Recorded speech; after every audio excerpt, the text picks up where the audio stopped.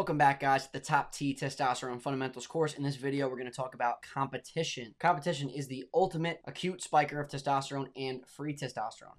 By a huge long shot, competition has yielded the largest testosterone increase ever recorded and has consistently been shown to be the most potent acute testosterone booster, even more than sex and training. This next section will teach you about the aspects of competition that affect your testosterone levels and, like we discussed in the previous video, also how competition increases your dopamine and noradrenaline levels and why that actually increases your testosterone levels. It is the natural instinct of a man to compete with other men for status, resources, females, and territory. If you have a burning desire to compete with other men, to conquer, to obtain social status, or to crush goals and objectives, then you most likely have high T, or at least decent testosterone levels. If you have no desire to compete at all, then you almost definitely have lower than optimal testosterone levels. Competitiveness is arguably the #1 most accurate indicator of testosterone levels in bro science, meaning without actually measuring with blood work, etc. The way to just tell from your personality or the way that you feel. If you don't feel competitive, then that's a sign that you have low T, definitely. Now, competition is a two-way street when it comes to its relationship with testosterone. When you have high testosterone, you will want to compete and win. And when you compete and win,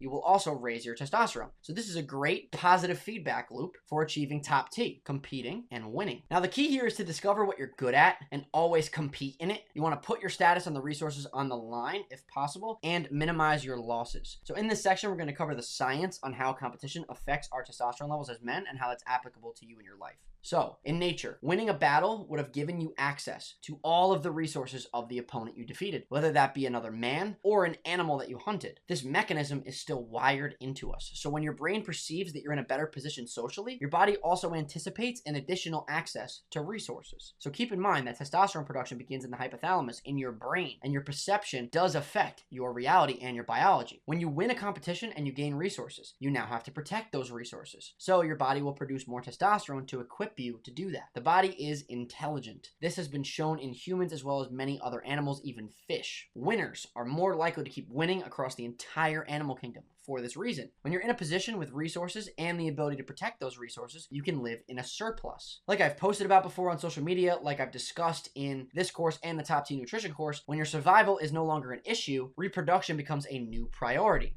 When you win a competition, accumulate resources, and raise your testosterone, you're now in a position to reproduce, protect, and provide. And of course, high testosterone goes along with that. Now, of course, we live in a modern world and we aren't just killing each other for food and females. So how does this mechanism apply to us now? Well, first and foremost, the best competitions in this context are those with lots of resources at stake. This is commonly very much overlooked, but business is competition. When you outwork, outsmart, and outperform your competitors within your niche or market, you legitimately gain access to resources and status, which will increase your testosterone undoubtedly. Men with higher status in general, whether that be financial wealth, leadership positions at their jobs, authority figures in their niche, the best at their sport, etc., all tend to have higher baseline free testosterone levels and lower SHBG. This also applies with just about any competition in life. It's best if there are actual resources for you to win, but really the only thing that needs to be prevalent in the competition is the increase in social status from winning. If winning will make you perceive your status to be higher, then your testosterone will increase more than it will if you weren't perceiving your status to increase. Higher status means more women, which means more reproductive options, which means more sex. At the end of the day, status and pussy are the two main drivers of motivation in all things that men do, and if you deny that, you're either wrong or a liar. With great status comes great testosterone levels. When winning a competition doesn't make you perceive an increase in status in real life, then it doesn't really raise your testosterone much. For example, if you beat someone easily that you expected to beat easily, you won't really get a big increase at all, especially if everyone watching expected you to beat them too. Now let's talk about competition in society. Competition is heavily downplayed in society today. From participation trophies to discouraging punishment, society does many things to discourage competition. Yet it's crucial for our development and mental well-being. As men, there is a war being fought against masculinity. They want you to be a cunt. Earth is a naturally competitive place, and society has made an effort to place us in unnaturally less competitive environments. This is to our detriment under the guise of our benefit. They're telling us this is good for us when it's not. Conquering seemingly impossible feats, struggling to overcome obstacles that we perceive as insurmountable, and pushing through difficult, adverse scenarios is what makes a man strong and resilient, and also helps keep his testosterone levels high, which keeps his physical, mental, and metabolic health on point. Although competition is an acute spiker, if you compete consistently enough, you can have pretty consistently higher overall testosterone levels from competing, especially if you win a lot, and especially if that winning gets you consistently higher status. Now let's talk about the mechanism of action. How does competition competition actually increase testosterone or free testosterone? What actually happens in your body to make this happen? So do you guys remember earlier in this course when we discussed the testosterone production pathways? The HPG axis pathway via LH is a slower pathway that takes at least 40 to 60 minutes to actually increase production, while the catecholamine pathway that increases testosterone during competition does so much faster. If none of that rings a bell, go back and watch the testosterone production pathway videos, motherfucker. But anyway, for those of you who know what I'm talking about, let's continue. When you compete or face a challenging situation, you increase your catecholamines like noradrenaline and adrenaline. A spike in these catecholamines will stimulate your Leydig cells for testosterone production faster than an increase in LH. At the same time, dopamine is also a catecholamine that is spiked as well when you are competing or facing challenging situations. However, it doesn't directly cause the testosterone production increase. It's the adrenaline and noradrenaline that do. But anyway, it's still relevant because you're still motivated. It still makes the pursuing that challenging situation feel good, just like testosterone does. Now, keep in mind that competition spikes testosterone acutely. So those increases are temporary and eventually go back to baseline within a few minutes to a day at most. The only way to get long-term increases from competition is to compete consistently for a long time, like I said. This will vary between individuals and the nature of the competition themselves. Free testosterone from competition increases can bind to androgen receptors, but both free and total testosterone increased through competition can also bind to other receptors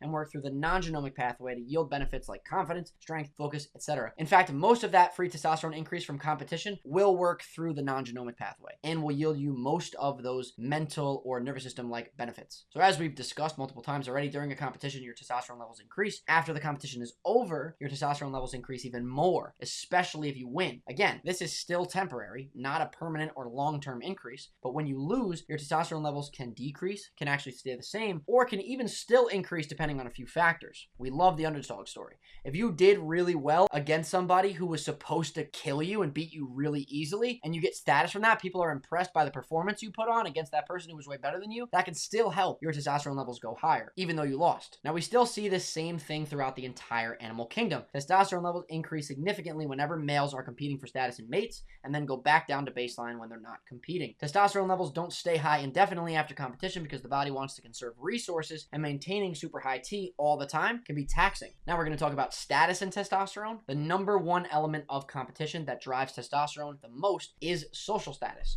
So when you're competing with a threat to your social status, your testosterone levels will increase the most during that competition. It does not need to be physical combat, although it can be. Whether the competition is physical or mental, the increases will be the most significant when your status is being challenged. This applies to defending your status as well as pushing to increase your status. Competition is the single biggest testosterone booster in all of the animal kingdom. The biggest acute testosterone increase ever recorded was actually in a non-violent competition, specifically in chess players. We're going to go over that soon in this video. They've done studies on competition of all sorts and seen testosterone increases across the board, whether it's video games, soccer, wrestling, chess, etc. Anytime status is challenged or power is the motivator, testosterone levels shoot the fuck up. The tougher the challenge, the more testosterone levels will rise usually. If you challenge someone weaker than you that you know you can beat easily, your testosterone levels will increase significantly less, if at all, than if you challenge someone that's better than you. Men of high status tend to have higher free testosterone levels than men with lower status in general. Average free T is about 10 to 15 nanograms per deciliter. Ideally, we're looking for anything over 15 nanograms per deciliter. I would say that is optimal. And men with higher status tend to be over 20 nanograms per deciliter usually. Elite soccer players consistently have higher testosterone levels than amateur soccer players because they are consistently defending their status. Now we're going to talk about the biggest testosterone increase ever recorded in history, the one from chess. So this is the study that we're going over here. You guys can look at this study in full detail in the citation section. You guys can actually just click this if you want to go to the study. It is hyperlinked. However, I picked out the information from the study that I feel is most relevant, but you guys can by all means check out the study, and all of the studies that I reference here all in the citation sections at the end of the book. So in this study, they looked at a group of 6 male high-level chess players. All of these guys were good chess players prior to the tournament. They tested their testosterone levels during chess matches where players challenged players that were perceived better than them or higher status than them. In the chart below, you could see the data from the study. That would be this chart here. The y-axis is their free testosterone levels, ready to bind to the androgen receptor or to other receptors. And the x-axis here is the difference in their ELO, which is a measurement of their level of skill in chess. The average ELO of players in this study was about 2,000, so they were all very talented, very skilled chess players. The average increase in testosterone throughout the study was about 150%. which is triple what we've seen from semen retention, FYI. Put it into perspective for you guys that are looking at this graph, the average free testosterone levels are around 10 to 15 nanograms per deciliter or 100 to 150 picograms per milliliter. So that would be right here where this arrow is. So keep in mind that a lot of these guys already had pretty high free testosterone prior to this game. But let's continue. So player 2 had the most significant increase in this study. Player 2 is this one right here, this one right here. So this guy started out with about 9 nanograms per deciliter of free testosterone, which is pretty low. It corresponds to about 450 nanograms per deciliter of total testosterone, to over 50 nanograms per deciliter of free testosterone. This is over a 600% increase. They also didn't even measure his levels following the match. So considering what we know about how levels increase after the competition is over as well, it's likely that his levels went up even higher, about 20 to 50% higher. So to put this into perspective for you guys, free testosterone levels of 60 nanograms per deciliter correspond normally with total testosterone levels about 3,000 nanograms per deciliter. This is a steroid-like dose. Now, keep in mind this increase was temporary and returned back to baseline shortly after. You can also consider here that since player 2's ELO was low in comparison to the other players, his testosterone levels went up so much because he took on a huge challenge in his opponent and won. Also, keep in mind that player 2 is an outlier, and these results are not to be consistently expected from everyone every time you compete. But it's cool to see that this is possible. This did happen. And honestly, if even 25% of this increase happens for you when you compete, that is fire. Now, another player that's noteworthy is player 4, considering that his starting free testosterone levels were through the roof, which is comparable to a TRT dose of free T, and he still even experienced a increase in his free testosterone from competing. Realistically, I suspect this guy might have actually been on TRT, or he was just like the man. But considering that his ELO was less than the average, that must have not been the case. So anyway, guys, we can talk about this study in more detail in the Discord. Get into the Discord. The link is in the course module in the beginning saying get into the Discord. You guys can join. We have a conversation topic channel where we discuss competition, and if you guys want to discuss this study in more detail, feel free to hit me up in there and we can do it.